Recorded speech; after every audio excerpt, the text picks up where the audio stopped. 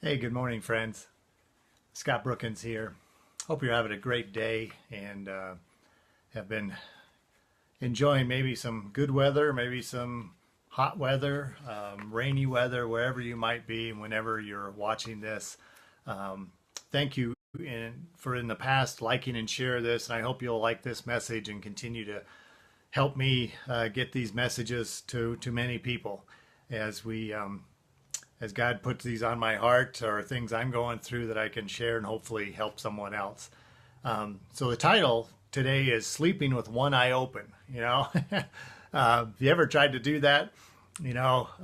Sometimes maybe we think we are if we're having trouble sleeping, but there's an old joke. I heard Dave Ramsey share this. He's a Christian financial guy, teaches how to get out of debt. Very simple. DaveRamsey.com. I'd recommend him. But he recommends having, about 10 times your income in life insurance. And he made this joke once when I heard him speak. He said, but if you have too much life insurance, you're going to be sleeping with one eye open, honey, why is that pillow over my face? And so it reminded me of a story, a time when we were traveling, my family and I, ministering around America, around the States. Our kids were probably 9 and 6, about that age, not very old, and we had been on the road for about a month, maybe 2 months, and we were kind of making our way back to Colorado, but we're still out in the Midwest somewhere, and had done a Sunday morning and a Sunday evening at a different church, and I had been invited by a pastor that did prison ministry in a certain town and city, and he wanted us to come in, which worked out to our schedule, like a Monday and a Tuesday.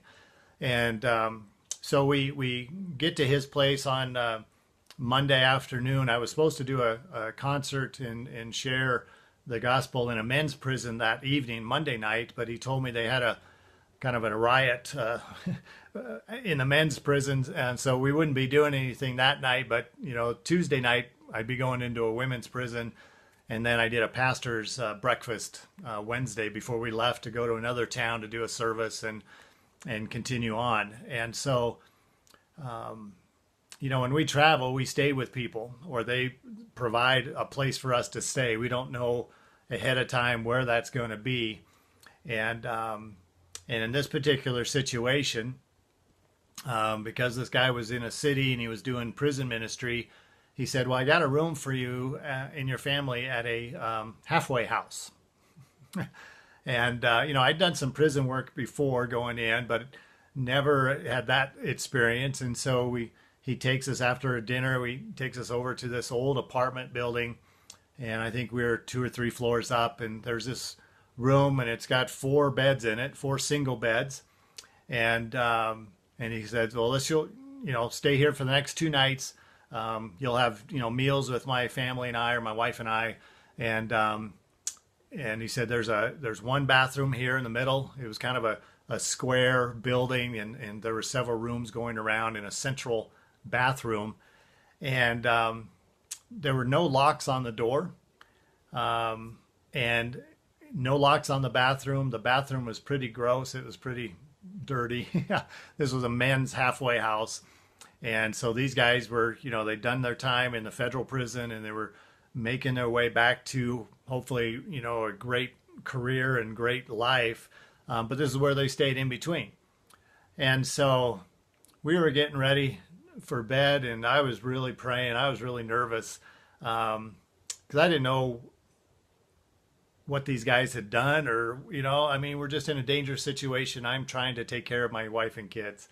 And so we situated the kids. We took turns in the bathroom. I would stand out in the hall whenever my wife and daughter were in there together to get ready, brushing their teeth or whatever in the morning or in the evening. And my son and I would use it. But I'd stand in the hallway kind of protecting my wife and daughter the best I could, or thought I could.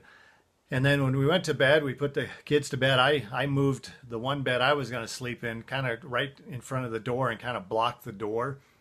The Bible tells us that we should be diligent. We should take action to do the best we can. And so that night, that first night, I felt like I was sleeping with one eye open because I was just concerned for my family. But about halfway through the night, and there were some street lights, so it wasn't totally dark in our room. I was lying awake, I was praying, and I look over, and my wife is asleep, and my kids, you know, our little kids, they just sleep, and so they're sound asleep. And I start to pray, God, just help me get some rest. I got to, you know, we got busy ministry here, and I need to trust you. And a verse came to mind that I'd read many times, and this was in the book of Proverbs, and I wanted to read this to you. And it was Proverbs chapter 3, verse 24, and it says, "When you lie down, you will not be afraid. When you lie down, your sleep will be sweet." And there's another translation that says this. It says, "When you go, you can go to bed without fear. You will lie down and sleep soundly." And so I was able to then get a few nights rest, and the next night I slept pretty well. So I want to encourage you, no matter what you're going through today, or this evening when you go back to sleep, or whatever the case may be, remember that God is with you, and put your trust in him, and remember that we can go to bed without fear, and we will lie down and sleep soundly. Now, we still need to be diligent and protect ourselves, and be aware of our surroundings, of course, but know that God is with you. Take a deep breath, relax, and put your trust in him. And especially maybe tonight, if you got trouble falling asleep, just pray to him, and maybe remember this verse, Proverbs 3:24. You can go to bed without fear. You will lie down and sleep soundly. And so I hope this will help you. It helps me remember how God protected me and my family at different times of our work, and continues to do that as we travel around the world. And so I hope you'll like and share this. I hope you have an amazing day, and go inspire others to do the same. God bless.